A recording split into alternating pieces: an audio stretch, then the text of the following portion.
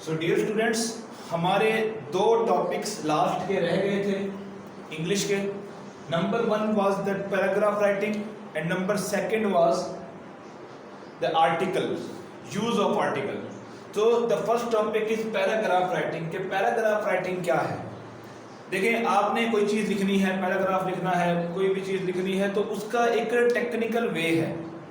होती क्या है कि आपने सर्टेन एक पैराग्राफ लिखना है, लिखना कैसे है वो हम डिस्कस करेंगे। ठीक है, बात समझ आ रही है? ना समझ आए पूछ लेना, बता रहा हूँ। ठीक है, तो पैराग्राफ राइटिंग में ये है कि आपने कैसे लिखना है, उसका स्ट्रक्चर क्या होगा।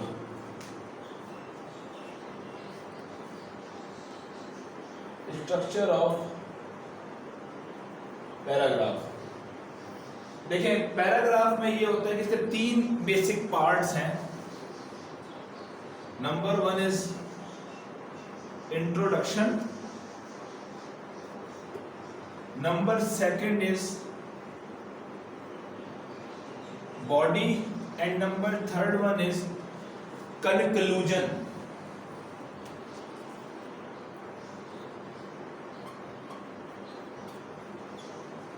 कंक्लूजन। अब आप सोचो कि यार इतने से पैराग्राफ में तीन पार्ट क्या कर रहे हैं। तो उसमें यह है कि आपने इसमें इंट्रोडक्शन में होता है एक टॉपिक स्टेटमेंट। ठीक है ना, एक टॉपिक स्टेटमेंट होती है, एक की सेंटेंस होता है। ठीक है, पहला इंट्रोडक्शन, उसके अंदर देखें किसी भी चीज़ के तारुफ के अंदर आपने किसी भी चीज़ के बारे में बताना होता है, उसका बेसिक कंसेप्ट देना होता है, आइडिया देना होता है और बताना होता है कि that is this topic is this ना। तो इंट्रोडक्शन के अंदर क्या आएगा? इंट्रोडक्शन के अंदर बेसिकली आता है कि आपका नंबर वन टॉपिक स्टेटमेंट, ठीक है, की आइडिया। वो क्या करते हैं? टॉपिक स्टेटमेंट या टॉपिक सेंटेंस वो क्या करता है कि वो आपके पूरे के पूरे पैराग्राफ, जिस टॉपिक पे आप लिख रहे हो, जिस आइडिया पे आप लिख रहे हो, आइडिया के आपके ऑब्जेक्टिव की रिप्रेजेंटेशन कर रहा होता है। ठीक है, तो टॉपिक स्टेटमेंट होता है इसके अंदर।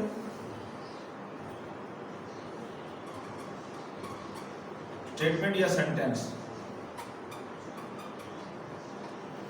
सही हो गया? टॉपिक स्टेटमेंट या सेंटेंस। इंट्रोडक्शन जी, इंट्रोडक्शन में आएगा टॉपिक स्टेटमेंट और हाँ जी, इंट्रोडक्शन में आएगा टॉपिक स्टेटमेंट या सेंटेंस। सेंटेंस।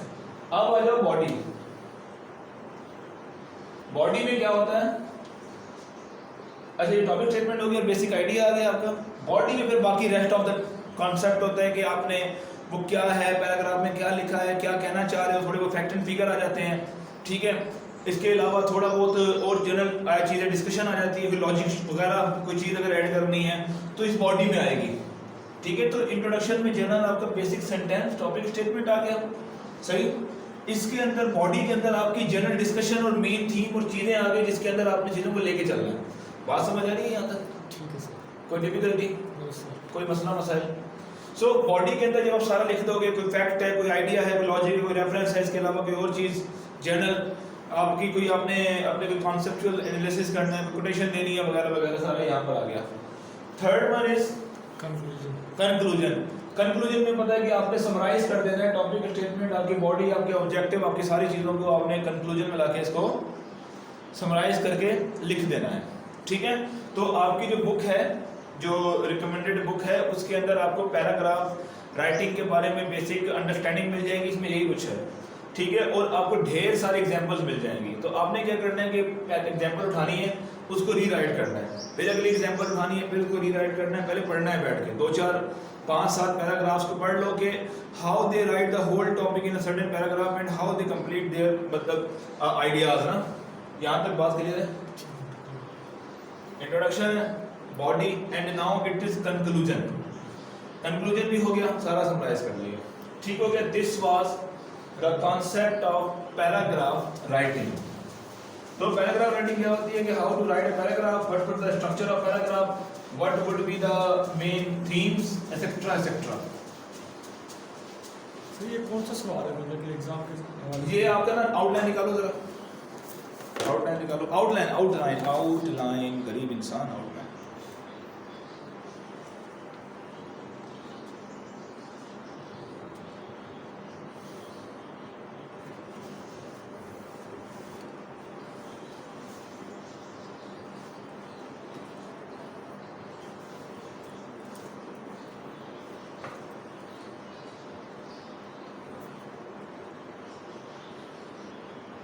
ये देखो ना, सर अब देखो टॉपिक सेंटेंस मैंने बता दिया आपको, सपोर्टिंग सेंटेंस, कंक्लूडिंग सेंटेंस, ठीक है।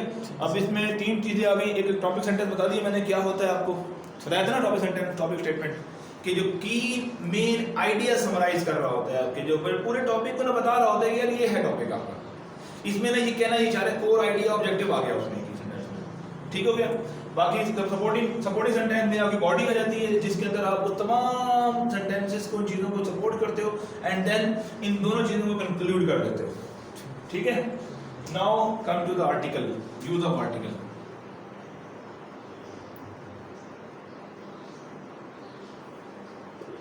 देखें आर्टिकल के बगैर ना आपके जुमले में ना सिखार नहीं आता, तरतीब नहीं हो तो ना मतलब ये जरूरी मतलब वो कंप्लीट भी नहीं होता।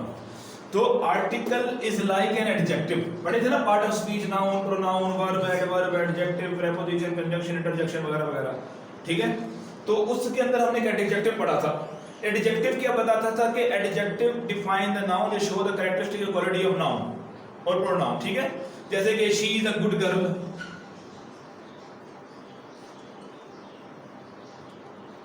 She is a good girl. अब जो गर्ल गुड है that is correct, but you can say that it's an adjective, why, because it's supporting noun which is girl. बात समझ आ रही है यहाँ तक? अब यहाँ पर आ जाओ, इसी तरीके से एडजेक्टिव भी है, ये आर्टिकल भी है विच सपोर्ट द नाउन। मतलब मैं कहता हूं कि read the book, read the book. अब book is a noun and this is article, but it is coming before the noun, yet first to the noun. What does mean of this? कि this is your adjective और kind of adjective और article, ठीक है। अब article क्या है बता दिया थोड़ा सा। अब जरा हम इसके देख लेते हैं कि आर्टिकल कौन कौन से होते हैं और कैसे यूज होते हैं। आर्टिकल बेसिकली आपके दो हैं, एक है डेफिनेट आर्टिकल,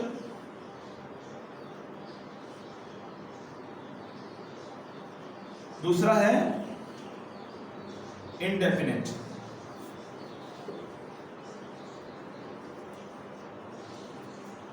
ठीक है। डेफिनेट आर्टिकल के अंदर दी है, दी, दा, ठीक है। और इनडेफिनेट आर्टिकल के अंदर a and an are indefinite article. अब डेफिनेट आर्टिकल कहां पे यूज होता है? It is use to a particular thing और अ स्पेसिफिक थिंग, और स्पेसिफिक थिंग, पर्टिकुलर थिंग और स्पेसिफिक थिंग। बात समझ आ रही है? और ये जो है a an, this is also it is use for the non particular and non specific.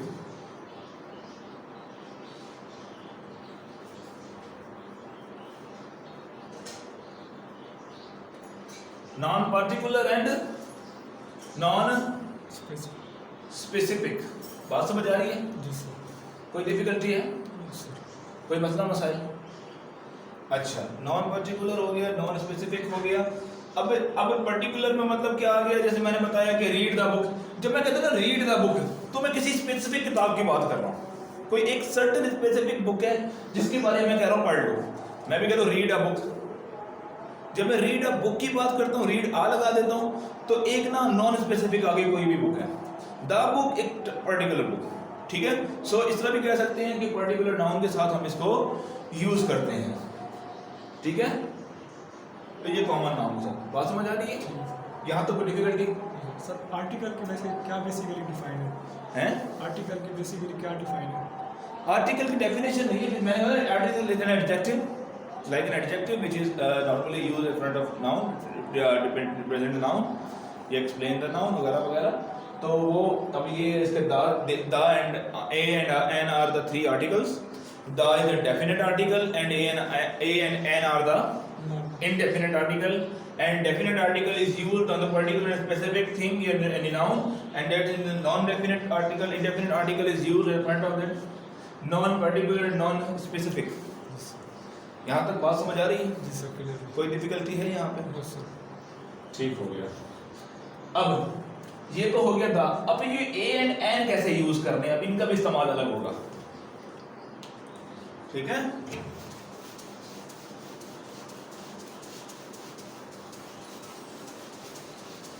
How you would use a and an, a and an. एक बात याद रखो कि a is used on the front of consonant and it is used on the vowel. Vowel में पढ़ा है ना, vowel पढ़े है ना, A E I O you.